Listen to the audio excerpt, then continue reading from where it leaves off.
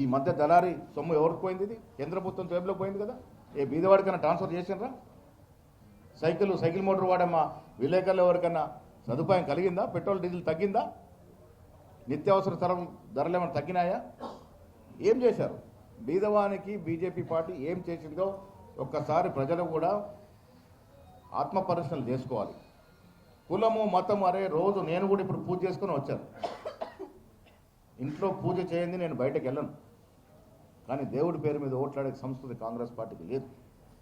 నేను మీ ద్వారా వారిని అడుగుతా ఉన్నాను, శ్రీరామచంద్రుని వాడుకునే హక్కు మీకు ఎవరిచ్చారు? శ్రీరామచంద్రుని బీజేపీ పార్టీలో సభ్యత్వం తీసుకున్నాడా? కొన్ని వేల ఏళ్ల కిందట శ్రీరామచంద్రుని మేమంతా గౌరవిస్తాం. శ్రీరామచంద్రుని, ఈశ్వరుణ్ణి, హనుమంతుణ్ణి, వెంకటేశ్వర స్వామిని, అమ్మవారిని, దుర్గామాతని పూజిస్తాం.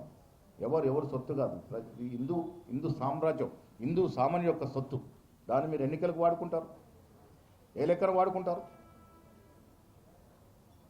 మీరు పూజ చేయరా? ఇలా కాంగ్రెస్ పార్టీలో 90% కార్యకర్తలు దేవుళ్ళు పూజిస్తాం. మేము ఏ రోజు కూడా మేము దేవుళ్ళ పేరిట ఓట్లాడగం.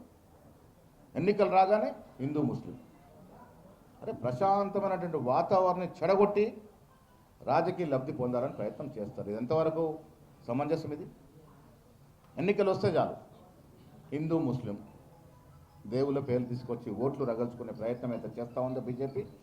ఇది సమాజానికి మంచిది కాదు. బీదవాడికి కావాల్సింది ఏంటండి?